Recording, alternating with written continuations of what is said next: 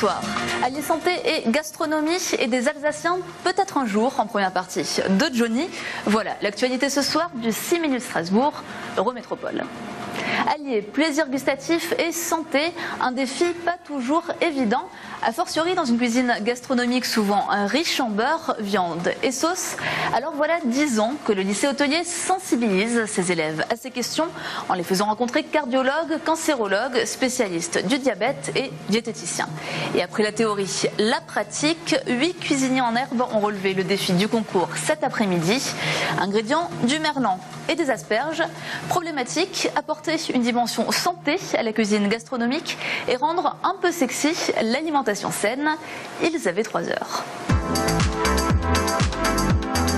Pourquoi organiser ce concours? Tout d'abord pour sensibiliser nos élèves sur cette influence de l'alimentation sur la santé. Je crois que ça fait partie intégrante du répertoire d'un cuisinier. Je pense qu'il est important de sensibiliser les élèves à ce qui va se passer à l'avenir et je pense que l'alimentation et la qualité de l'alimentation va être un vrai débat dans la cuisine de demain. Le jugement est sur plusieurs thèmes. Effectivement, la technique, parce que c'est la base de notre formation.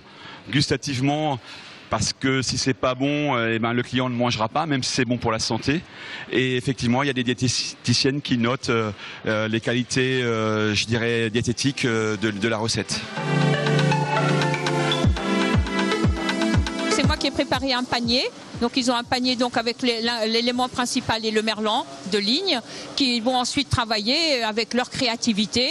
Et j'ai également préparé un panier de légumes, donc tous les petits légumes de printemps, primeurs, petits pois, asperges vertes, blanches. Et puis également pas mal d'herbes et d'épices parce que j'aime beaucoup les herbes et les épices. Je trouve que pour une cuisine santé et minceur, on peut vraiment enlever beaucoup de graisse et de sel en jouant avec les épices, les herbes, et on va quand même avoir beaucoup de goût et se faire vraiment plaisir et voyager un peu dans l'assiette. Parce qu'effectivement, il faut de la diététique, mais aussi du plaisir. Parce que sans plaisir, il n'y a pas de belle assiette. Je dis toujours aux patients, quand vous allez voir un étoilé, je vous en supplie, ne lui demandez pas un repas régime. Mais vous allez rattraper le coup la veille et le lendemain. Mais faites-vous plaisir. Mais si le plaisir est trop fréquent, ça ne devient plus un plaisir. Et à l'inverse, quand le plaisir est un peu interdit, c'est encore meilleur. C'est le bonheur de la transgression. Donc faites-vous plaisir, mais à côté de ça, sachez aussi faire attention à avoir une alimentation qui est bonne pour votre santé. Nous autres cardiologues, nous étions les premiers à avoir la preuve que l'alimentation était génératrice d'un certain nombre de maladies et qu'en jouant sur l'alimentation, nous pouvions contribuer à soigner ces maladies. Ensuite, ce sont les diabétologues aussi. Et ça, tout le monde le sait, ce sont les diabétiques qui étaient les premiers à avoir vraiment des régimes extraordinairement draconiens. Et nous savons aussi qu'en mangeant sainement, on retarde de plusieurs années l'apparition du diabète chez les gens qui ont une prédisposition au diabète. Ensuite, il y a le cancer. Là aussi, nous avons des preuves maintenant que l'alimentation peut être d'une part à l'origine d'un certain cancer, mais surtout une alimentation saine permet aussi de lutter contre les récidives du cancer. Tout le monde connaît Johnny.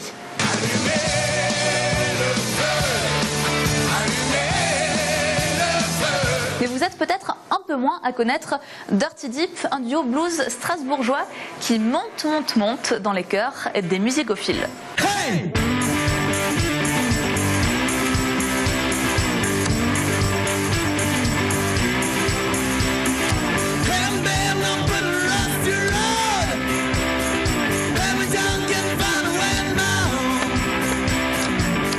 À première vue, le rapport entre ces deux n'est pas évident, sauf que les Alsaciens rêvent de faire la première partie de l'idole des jeunes. Et n'ayant aucun contact direct avec la star ou ses proches, Dirty Deep compte sur les réseaux sociaux pour se faire entendre. Déjà, 2100 personnes les soutiennent. Et vous ? Johnny Hallyday sera en concert à Strasbourg les 13 et 14 novembre prochains. Alors qui sait ?